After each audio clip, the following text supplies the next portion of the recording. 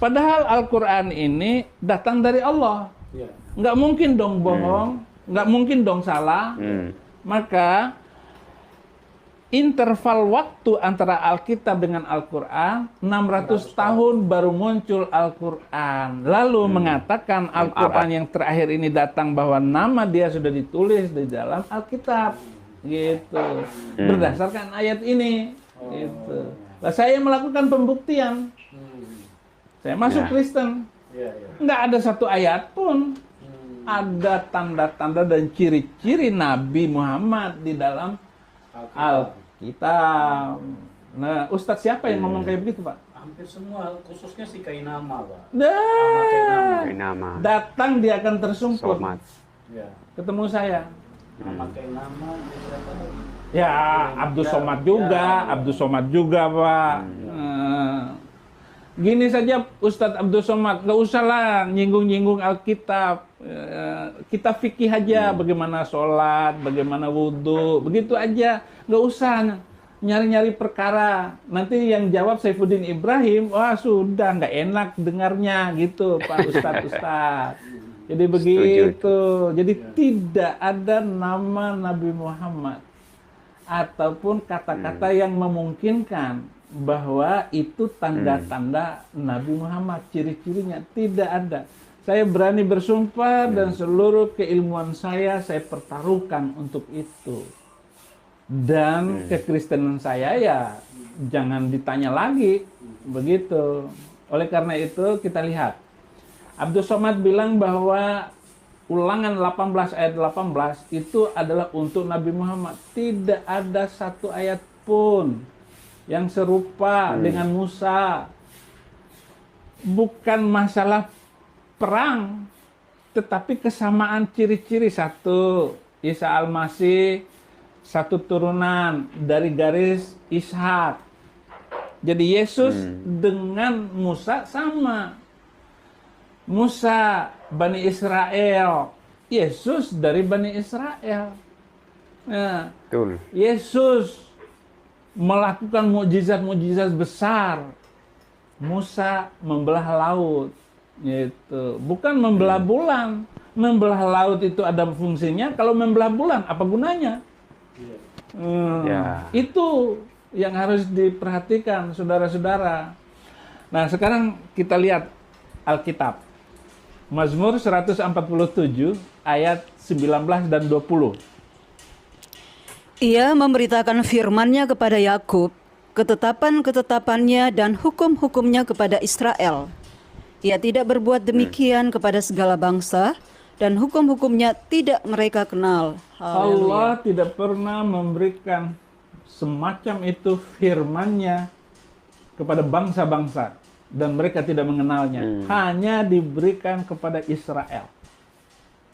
Dan firman Tuhan itu, Yesaya 2, ayat 2 dan 3.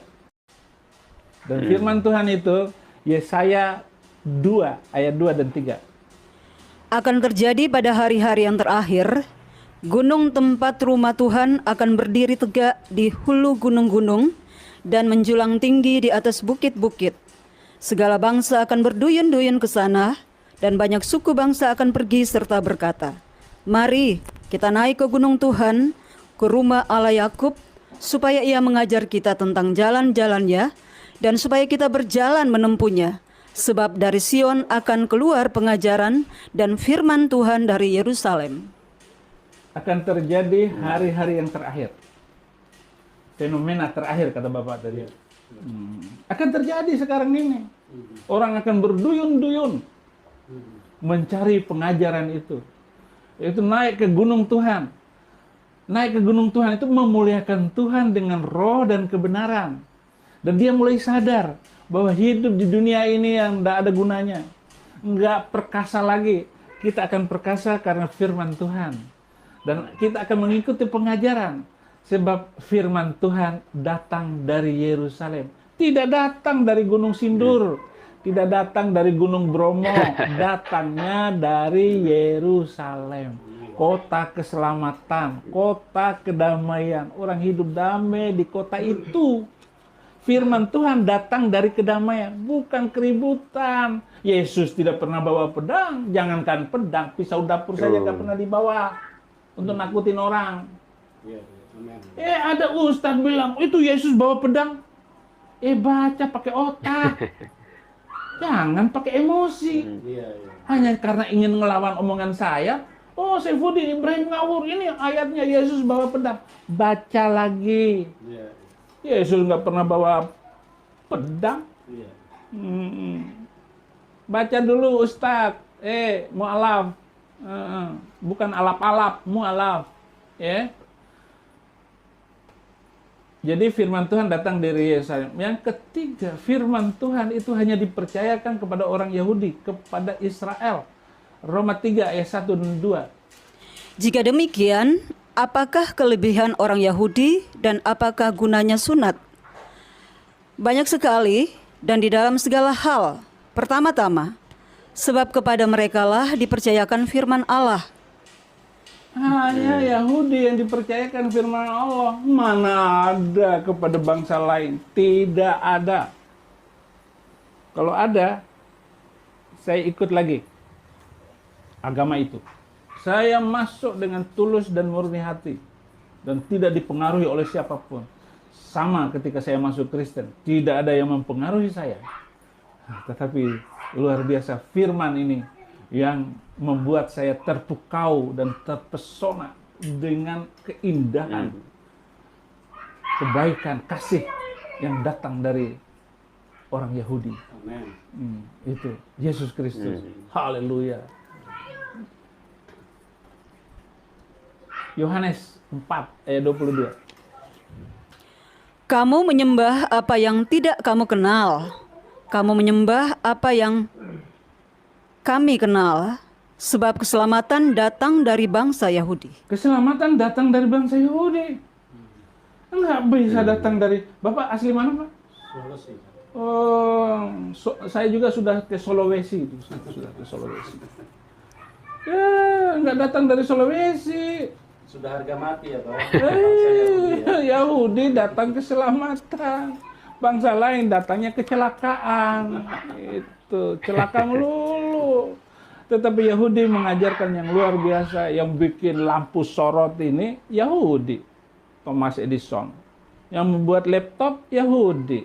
Yang bikin apa? Yahudi. Bikin pesawat terbang Yahudi. Lah kalau nggak ada Yahudi yang bikin pesawat terbang, naik haji pakai onta. Nggak bisa. Jadi Yahudi datang keselamatan dari segi dunia saja. Amin. Yang bikin HP, yang bikin Facebook, Yahudi semua. WA, Yahudi. Yang menemukan WiFi, Yahudi. Wanita lagi. Gitu. Bukan menemukan kucing. Kalau kucing mah sudah ada dari dulu. Jadi keselamatan datang dari bangsa Yahudi. Nah inilah yang saya perhatikan yang luar biasa dari firman Tuhan ini.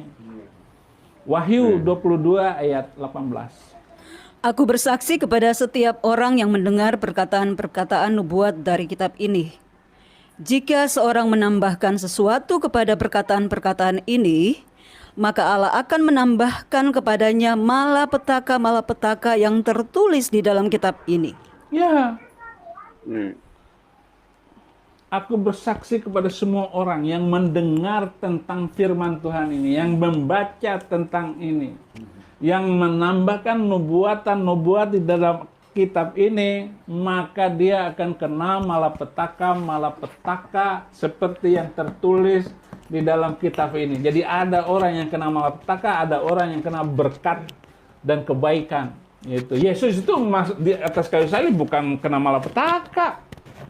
Bukan. Saya masuk penjara itu bukan malapetaka. Rasain Saifuddin Ibrahim masuk penjara, kena malapetaka. Sukacita karena Tuhan. Yusuf masuk penjara, Yeremia masuk penjara. Itu semua bilang, apa kata Yeremia kepada Zedekia? Apa salah saya kepada engkau, hai raja, dan apa kesalahan saya kepada pengikut-pengikut hulu balangmu? Dan apa kesalahan saya atas bangsa ini? Engkau memasukkan aku ke dalam penjara. Gitu kata Yeremia. Jadi Yeremia masuk penjara, dia nabi. Iya. Dia utusan Tuhan, dia memberikan penerangan kehidupan berbangsa dan bernegara, saling mencintai sesama manusia, nggak boleh menipu orang, nggak boleh mencuri, nggak boleh maling, nggak boleh ngerokok sekalipun. Kalau ada orang Kristen ngerokok, saya semprot ambil rokokmu, saya taruh di tanah, injak, injak, injak itu rokok, diinjak, supaya kapok ngerokok Iya, di iya. depan saya. Itu. Saya bilang begitu. Saya merokok aja enggak. Saya membantu pemerintah untuk mencintai hidup yang bersih, mencintai sesama, mencintai karunia Tuhan, semuanya ini.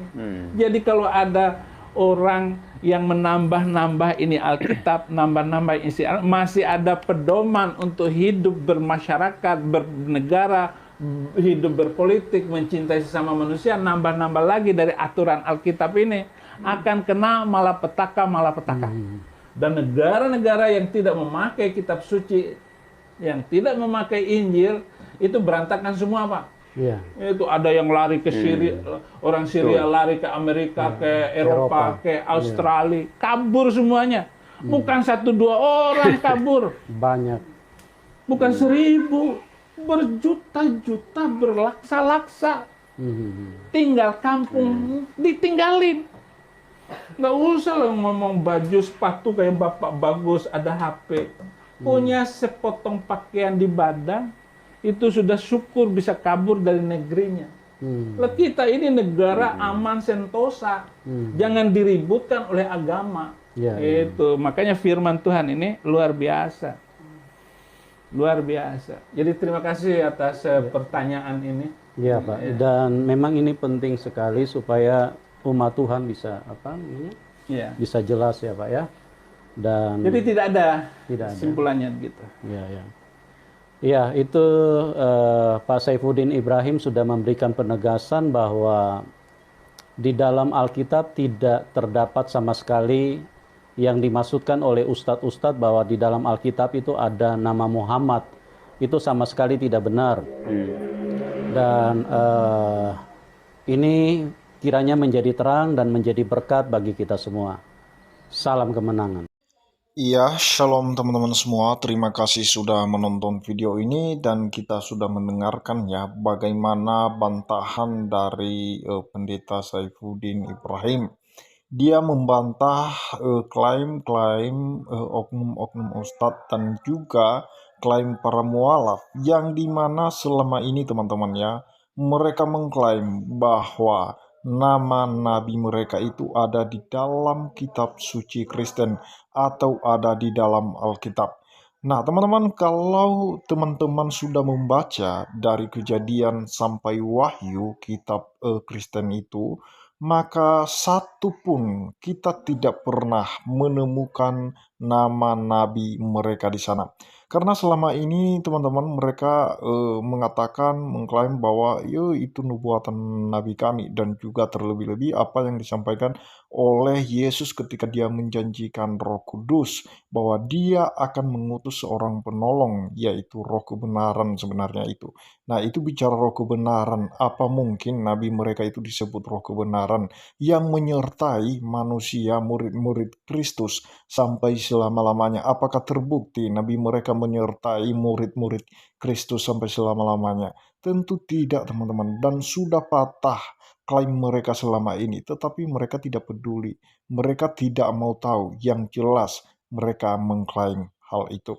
Nah, teman-teman, inilah yang selama ini membuat kericuhan di media sosial, membuat kegaduhan. Kenapa? Karena mereka ada klaim-klaim tersendiri, sedangkan orang Kristen itu sendiri tidak pernah mengklaim tentang apa yang tertulis tercatat dalam kitab suci mereka. Orang Kristen itu tidak pernah mengklaim itu. Kenapa? Karena segala sesuatu, baik nubuatan, penggenapan, baik yang terjadi di masa lampau, yang terjadi sekarang, dan yang akan datang, itu sudah sempurna dicatat dalam kitab suci Kristen. Semua kisah para nabi, semua peristiwa-peristiwa, keajaiban-keajaiban, perbuatan-perbuatan Tuhan yang ajaib di masa lampau, sekarang dan akan datang itu sudah dicatat dalam kitab suci. Sehingga orang Kristen tidak perlu butuh bantuan atau penyempurnaan dari kitab lain lagi. Kenapa? Karena kitab suci Kristen itu sudah suci, itu sudah sempurna, itu sudah luar biasa menjelaskan secara mendetail apa yang akan terjadi, apa yang sudah terjadi, dan apa yang sedang terjadi. Nah, teman-teman, itu saja yang perlu saya sampaikan kepada kita semua.